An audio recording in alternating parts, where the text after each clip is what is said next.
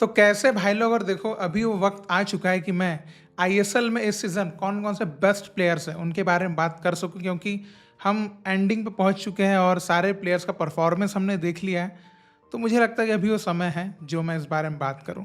तो आज मैं बात करने वाला हूं आईएसएल के टॉप 10 फुटबॉलर्स जिन्होंने इस सीज़न बहुत ही अच्छा परफॉर्मेंस किया, टीम के लिए भी अच्छा परफॉर्म किया एंड इंडिविजुअली भी बहुत ही ब्रिलियंट परफॉर्मेंस हमको देखने को मिल रहा है। तो मैं बस आपको टॉप 10 प्लेयर्स के बारे में बताऊंगा, आप किस ऑर्डर में आप उनको देखना चाहते हैं कि पहला कौन है, दूसरा कौन है, तीसरा कौन है, ये आप आपके हिसाब से डिसाइड कर लीजिएगा। और अगर मैं किसी प्लेयर का नाम छोड़ दूं जो आपका फेवरेट प्लेयर हो तो उसके बारे में आप कमेंट में लिख के बता सकते हैं। तो देखिए, सबसे पहले मैं इस सीजन आईएसएल के बेस्ट प्लेयर के बारे में बात करूंगा जो कि विदाउट अ डाउट वो इस सीजन का बेस्ट प्लेयर है। नॉर्थ ईस्ट यूनाइटेड से अलादीन अजारे। एक रिकॉर्ड ब्रेकिंग परफॉर्मेंस आया है, इंडिविजुअल भी बहुत ही शानदार, और एक टीम के लिए भी अगर परफॉर्मेंस देखेंगे कि उनके उस परफॉर्मेंस से क्या टीम को फायदा हुआ है तो उसमें भी A1।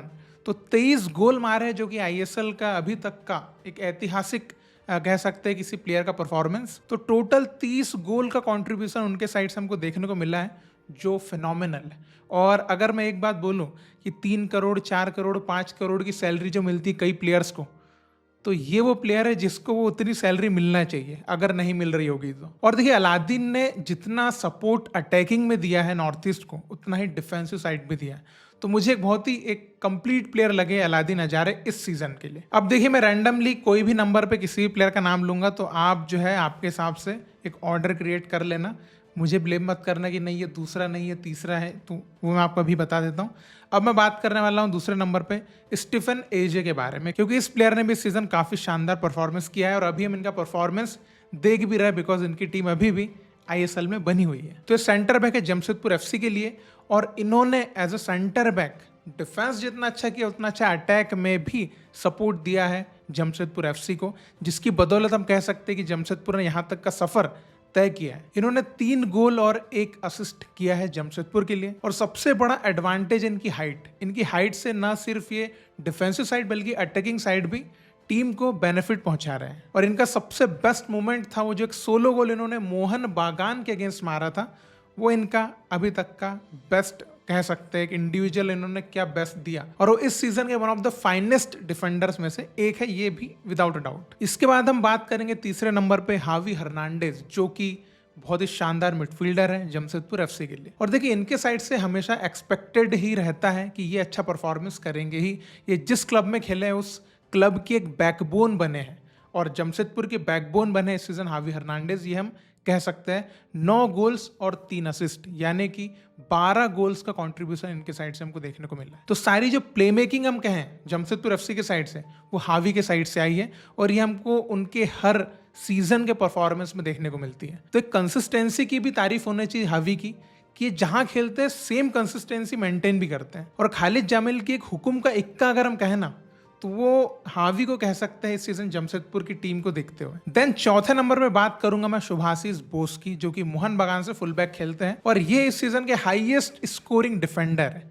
6 गोल मारे हैं और 1 असिस्ट किया है। इससे समझिए कि कितना अटैकिंग में हेल्प कर रहे हैं मोहन बागान को। हालांकि देखिए, सुभाषिस को काफी ट्रोल किया जाता है इनकी स्पीड को लेकर कि इनकी स्पीड थोड़ी स्लो है, लेकिन आप देखिए इनके साइड से रिजल्ट्स को लेकर आप बिल्कुल भी इनके ऊपर डाउट नहीं कर सकते। फुलबैक की जो ड्यूटीज होती है उसको प्रॉपरली निभाते हैं।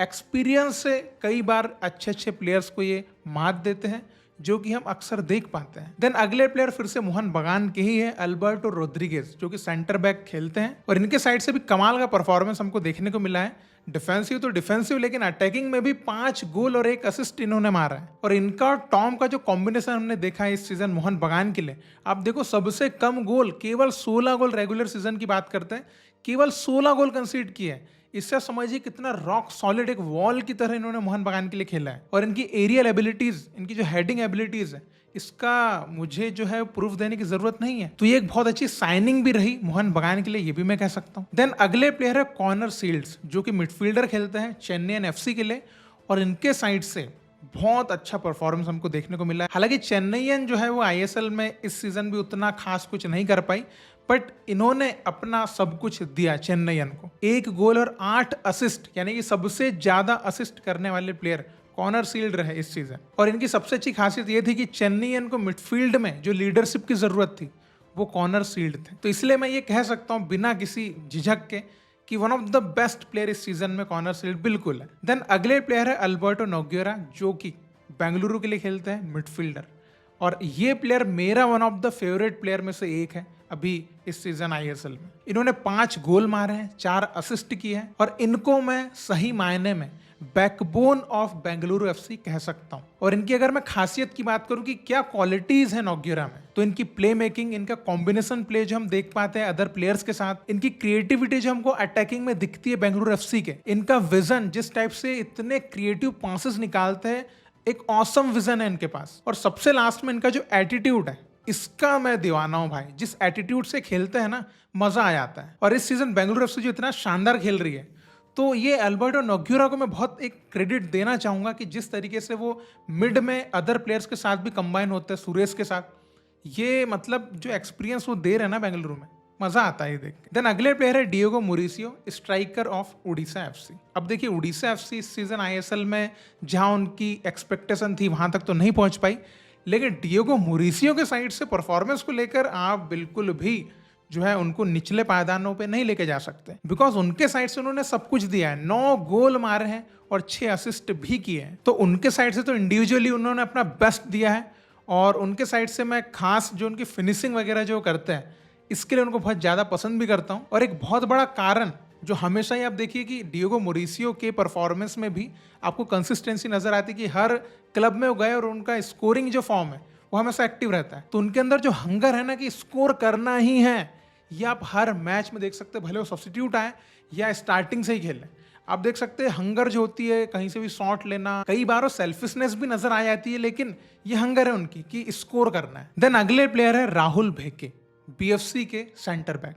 अब देखिए राहुल भेके का इस सीजन का परफॉर्मेंस काफी अच्छा रहा है। हालांकि पिछले कुछ सीजन से उनके परफॉर्मेंस अभी अच्छे आ रहे हैं, जिसकी वजह से अभी काफी फैंस उनको पसंद भी कर रहे हैं, इंडियन टीम में भी पसंद कर रहे हैं, बिकॉज स्कोरिंग डिफेंडर जो है ना, उस टाइप का परफॉर्मेंस हमको देखने को मिल रहा है। 3 गोल भी मारे और काफी क्रूशियल मोमेंट्स पे गोल आए हैं उनके। तो अगर मैं राहुल भेके का एक निकनेम बनाऊं तो मैं कह सकता हूं the wall of Bengaluru FC, because वो परफॉर्मेंस हमको देखने को मिला है। अब देखिए जिस तरीके से एक रॉक सॉलिड, एक वॉल की तरह डिफेंसिव भूमिका उन्होंने निभाई है, और एक जो लीडरशिप होती है वो भी आपको देखने को मिली राहुल भेके के साइड से, जो कि एक इंपॉर्टेंट रीजन भी रहा है कि अभी जो बेंगलुरु है ऑलमोस्ट फाइनल में आ सकती है। देन जो लास्ट प्लेयर है, मैंने पहले सोचा कि इनका नाम लूँ कि नहीं लूँ, फैंस क्या सोचेंगे, लेकिन देखिए जब मैंने सारे प्लेयर्स के बारे में देखा तो भी मैं इनका नाम नहीं लूँ, ये हो नहीं सकता। अब वो लेजेंड है इसलिए मैं उनका नाम नहीं ले रहा हूँ, उनका परफॉर्मेंस बोल रहा है। उनका परफॉर्मेंस जो है ना, वो लोगों के मुंह पे चुप्पी लगा रहा है।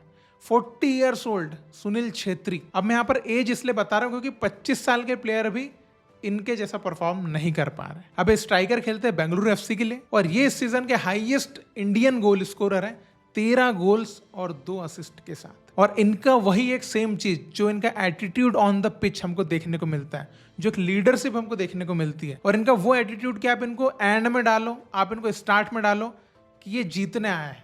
एक हंगर ऑफ विनिंग जो होती है ना, वो हमको छेत्री के अंदर देखने को मिलती है, जो उनके फिटनेस लेवल से भी पता चलता है कि कितना फिट अपने आप को रखा है।